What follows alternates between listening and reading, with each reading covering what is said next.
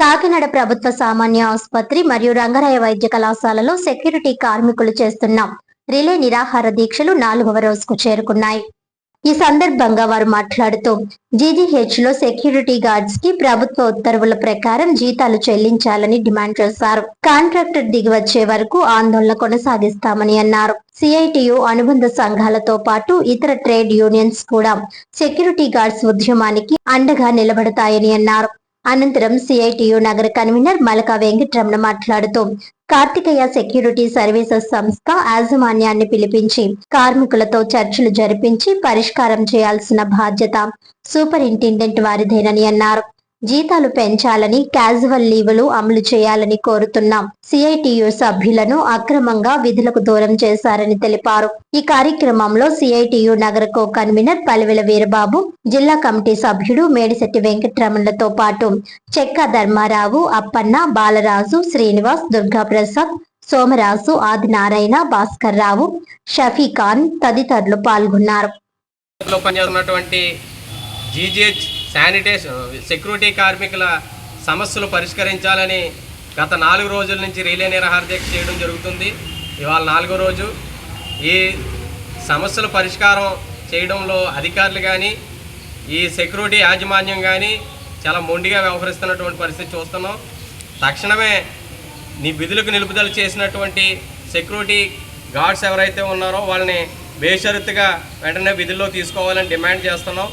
అదేవిధంగా క్యాజువల్ లీవులు గత కాంట్రాక్టర్ వారు అమలు చేసేవారు. ఈ కాంట్రాక్టర్ వారు వచ్చిన తర్వాత నిలుపుదల చేశారు. క్యాజువల్ లీవులు కూడా ఈ కాంట్రాక్టర్ వారు అమలు చేయాలని డిమాండ్ చేస్తున్నాం. అదేవిధంగా పెరిగిన ధరలకు అనుగుణంగా కనీస వేతనం 13,900 రూపాయలు అమలు చేయవలసి ఉన్నది. దాన్ని అమలు చేయాలని కోరుతున్నాం. వీళ్ళకి ఉన్నటువంటి జీవో ప్రకారం 18,600 ఉండగా పిఎఫ్ పిఎస్ఐ కటింగ్ పోను 13,900 జీతం చెల్లించాలి. కానీ 13,900 చెల్లించకుండా 12,199 రూపాయలు మాత్రమే చెల్లిస్తున్నారు. ఇది చాలా దారుణం.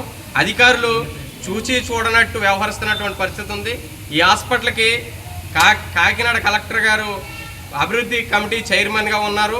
ఆయనైనా స్పందించాలి. హాస్పిటల్లో ఏం జరుగుతుందో పేపర్ల ద్వారానో టీవీల ద్వారానో నిరంతరం వస్తూ ఉంది. ఏం జరుగుతుందనేటువంటి పరిశీలన హాస్పిటల్ అభివృద్ధి కమిటీ చైర్మన్ అయినా దృష్టి పెట్టి సమస్యల పరిష్కారం కృషి చేయాలి. అదేవిధంగా హాస్పిటల్లో సూపరింటెండెంట్ గారు ఈ హాస్పిటల్కి ఎంత ప్రాధాన్యత ఇస్తున్నారనేటువంటిది ఇప్పుడు అర్థమవుతూ ఉంది. కార్మికులు సమస్యలు ఉన్నాయని లెటర్ పట్టుకెళ్ళి ఇస్తే నాకు సంబంధం లేదు, మేము ఇది చూడలేదు, కాంట్రాక్ట్ సంస్థ వారే చూసుకుంటారని చెప్పడం చాలా దారుణం.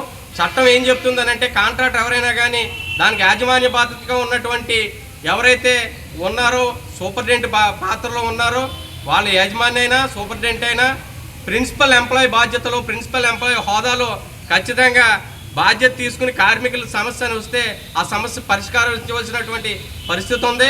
ఆ విధమైనటువంటి బాధ్యతని గుర్తెరగాలనేసి ఈరోజు సూపరింటెండెంట్ గారికి తెలియజేస్తున్నాం. తమరు తమ విధులు తెలుసుకోండి.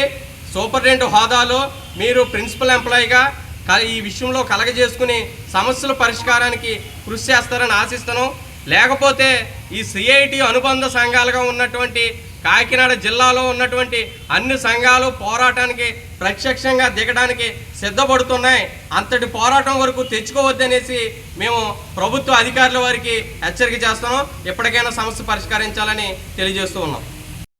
కాకినాడ సామాన్య ప్రభుత్వ హాస్పిటల్లో సెక్యూరిటీ గార్డ్స్, ఆర్ఎంసీలో పనిచేస్తున్న సెక్యూరిటీ గార్డ్స్ తమ న్యాయబద్ధమైన డిమాండ్లు పరిష్కరించాలని, కనీస వేతనం ఇవ్వాలని, ఇతర ఏదైనా డిమాండ్లు పరిష్కరించాలని చెప్పి కార్తికేయ కాంట్రాక్టర్ కంపెనీ ఏదైతే ఉందో ఆ కంపెనీకి లెటర్ ఇచ్చి తెలియజేశారు. అయితే యాజమాన్యం స్పందించకపోవడంతో 4వ రోజు రిలే నిరాదీక్షలు జరుగుతామని నిరాదీక్షలకి కాకినాడ రూరల్ సిఐటియు మండల కమిటీ సంపూర్ణ మద్దతు తెలియజేస్తూ ఉంది. ఖచ్చితంగా పోరాటం ద్వారానే విజయాలు సాధించగలమని, మన హక్కుల్ని సాధించుకోగలమని చెప్పి మరోసారి నిరూపించడం కోసం ఈ దీక్షలు చేయాలని చెప్పి చెప్పడం జరిగింది. ప్రభుత్వం, కలెక్టర్ గారు అలాగే ప్రభుత్వ అధికారులు, జీజీహెచ్ సూపరింటెండెంట్ గారు స్పందించి తక్షణం సిఐటియు సెక్యూరిటీ గార్డ్స్తో చర్చలు జరిపి సమస్యను పరిష్కరించాలని చెప్పి మేము డిమాండ్ చేస్తా ఉన్నాం. నా పేరు రాజా, సిఐటియు కాకినాడ రూరల్ మండల కార్యదర్శి.